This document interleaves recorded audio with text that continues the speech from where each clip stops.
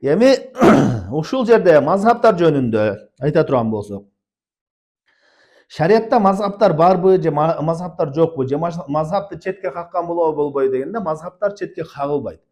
Бул мазхабтар баардык имамдар, шариаттагы имамдар этибарга алып келген мазхабтар бул. 4 мазхаб. Абу Ханифа рахмауллахтын мазхабы Ханафи мазхабы, имам Малик рахмауллахтын мазхабы Маликия, имам Шафи рахмауллахтын мазхабы Шафиия, имам Ахмад рахмауллахтын мазхабы. Ушул 4 мазхаб исламда белгилүү болгон. Бирок буларга чейин дагы ошолордун эле доорунда башка мазхабтар да болгон. Мазхаб деген эмне деген? Мазхаб деген бир ошо Куран сүннөттү түшүнүүдө бир алымдын ыкмалары, жолу деген. Куран сүннөттөн өкүмдөрдү алуу өзүнүн усул негиздери бар. Ошол жол менен Куран сүннөттү түшүнүп келген. Ошонун мектеби, школасы мындай айтканда. Ошол Куран сүннөттөн пайдаланган жолу жана ошол менен өзүнүн шагирттерине үйрөткөн. Ошол эле учурда имам Ахмад сыяктуу, имам Малик сыяктуу көптөгөн алымдар болгон. Алардын дагы өзүнүн жолдору болгон. Бирок алардын мазхабтары кеңири таркап калган эмес. Ал китептерде сакталып келет. Мисалы үчүн 4 мазхаб аралыгында чоң-чоң талаштуу китептер бар. Хамбали мазхабында Мугни деген китеп бар. Мугнини ачып окусаң, имам Маликтин ою мындай, Шафиянын ою мындай, Ханафинин ою мындай, тигин ою мындай деп айтат да, бирок ошол эле учурда башка имамдардын дагы оюн эскерет. Анын ою мындай, мунун ою мындай депчи. Демек ошол эле учурда башка дагы алымдардын мазхабтары, жолдору болгон. Бирок белгилүү болуп ушу 4-өө сакталып, таралып келген дүйнөгө. Эмне себептен? Аллах алем ошол алымдардын шагирттери устаздардын илимине көп кызмат кылган. Абу Ханифа рахмаллахтын шагирттери ошол китептерин таратып, фатваларын таркатып, жана ошонун шагирттеринен казылар болуп көптөгөн баягы ислам өлкөлөрүндө. Ошол мазхабты көп сиңирип таркаткан. Дагы башка бир жерде имам Маликтин мазхабы, дагы бир жерде Хамбали мазхабы, ошентип 4 мазхаб белгилүү болуп таркап келген. Эми мазхаб кармануу деген кандай десе, алымдардын баардыгы эле мазхаб карманып келип атпайбы, Ханафи мазхабы, Малики мазхабы деген сөз бар.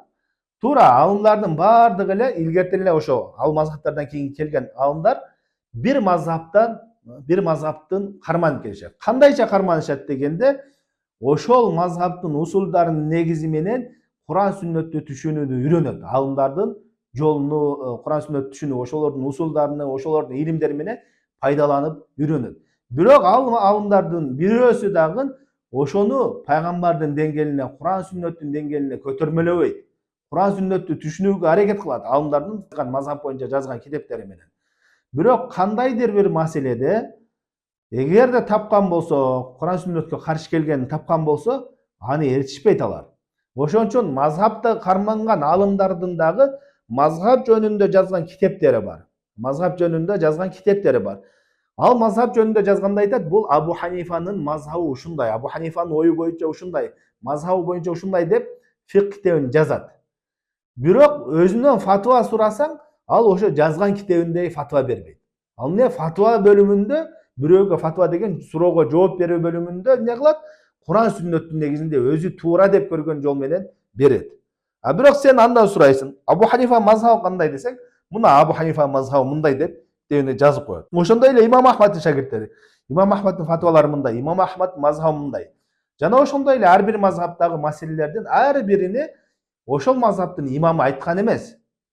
Мисалы үчүн Абу Ханифа рахимахуллах Ханафи мазхабтагы баардык маселелерди айтып чыккан эмес ал. Эмне? Белгилүү бир маселелерде фатва берген, мазхабтагы калган маселелерди эмне кылат? Абу Ханифа бул маселеде ушундай фатва бериптир. Демек, мо фатва дагы ушул маселе дагы Абу Ханифага берилгенде, анын усулдарынын негизинде ушундай фатва чыкмак деп туруп, өздөрү чыгарышкан фатваларды. Чүнкү мазхаб кылып коюшкан. Ошондой эле 4 мазхабта да ошондой болгон. Эми алымдар мазхаб кармануу дегенде кандай карманышкан? Ошол мазхаб башчылардын жазган китептеринен фикти үйрөнүп, илимди үйрөнүшүп, бирок эмне далилдин негизинде. Эгерде далилге каршы келген болсо, аны ташташкан. Аны пайгамбар жолуна деңгээлине көтөрүп алган эмес. Мен Ханафимин десе, мен фикти Ханафи мазхабы менен үйрөнгөнмүн. Ханафи мазхабы жолу менен үйрөнгөнмүн. Мен Шафиимин десе, Шафи мазхабынын, Шафи алымдарынан фикти үйрөнгөнмүн деген мааниде. Мен деген ошо динимдин баардык тармагында ушул Ханафин гана ээрчийм. Баардык тармагында Шафиин гана ээрчийм деген маани эмес алымдардыкы. Түшүнүктүүбү? Бул бир мазхабтан такыр чыкпоо деген ушуну таассуп деп коет. Мындайча айтканда, фанатизм бизче айткандачы. Бир мазхабта эгерде мындай кое турган болсок, мен ушул мазхабты карманамын дедиң, ооба, карман, макул, карманганда проблема жок. Бирок ушул мазхабтан эч качан чыкпаймын мен. Ушул мазхаб Кур'ан сүннөткө ачык айкын каршы келеби, башка болобу, мен ушул мазхабтан гана чыкпайм, ошондо адашпайм десең, демек сен аны пайгамбардын ордуна коюп алган болосуң. Түшүнүктүүбү? Кандай болуш керек? Мейли мен ушул мазхаб менен фикты үйрөнөмүн, ушул мазхабтын жолу. Бирок мага ким, кайсы бир илимдүү адам ушул мазхабта кайсы бир жеринде Кур'ан сүннөткө каршы келген жерини баяндап берген болсо, мен ошол маселеде ээрчибейм. Ошол маселени таштайм деген. Мусулмандын максаты себеби пайгамбарыбыз Аллахтын китебини пайгамбарыбызды ээрчүү болуш керек. Түшүнүктүүбү? Ушундай болуш керек. Көпчүлүк азыркы учурда мазхаб дегенде эмне? Фанатизмге чакырат. Биз ушу мазхабтын койгонунан чыкпашыбыз керек деген. Кандай болбосун, ошо мазхаб ээлери бизге караганда жакшыраак билген деп. Эми бул жерде суроо туулушу мүмкүн. Сен мазхабтын катасын каяктан билесиң? Ошол алымдардан да илимдүү болуп кеттиңби депчи. Жок, айтабыз, бул жерде биз илимдүү болуп кетип, кыйын болуп кеткен үчүн эмес. Алардын өздөрүнүн койгон 4 мазхабтын да башчыларынын бириккен бир койгон усулдары бар, негиздери. Бизде Кур'ан далили болот, сүннөт далили болот, ижма далили болот, кыяс далили болот депчи. Анан кээде ошол өздөрү койгон эрежелерге кээ биркилери практика жүзүндө каршы келип калат. Аны ошол эле деңгээлдеги алымдар баяндап берет. Могу алым могу жерде ката кетип атат деп. Усулдарын карасаң, негизи ушул усулга каршы келип атат экен. Же болбосо ар кандай себептери бар ката кетишине. Бир эле хадис бир алымга жетип, бир алымга жетпей калган болот. Хадис деген пайгамбарыбыз хадисти ар жакка таркаган. Анан хадис жок болгондон кийин ал алымда ал башка иштихат, кыяс кылып салыштырып фатва берет. Анан ошол кыясында буякта сахих хадисти көрдүң, каршы келип атканын көрсөк, анда муну ташташ керек, хадисти алыш керек дейт. Же сахих хадис, бир эле хадис эки жол менен жетип калат. Бир алымга сахих жол менен жетип, бир алымга даиф жол менен жетип. Мындайча айтканда, пайгамбарыбыздан бир сахаба риваят кылды, сахабадан бир табиин риваят кылды. Табииден 2 киши укту дейли. Табиинден 2 киши укту.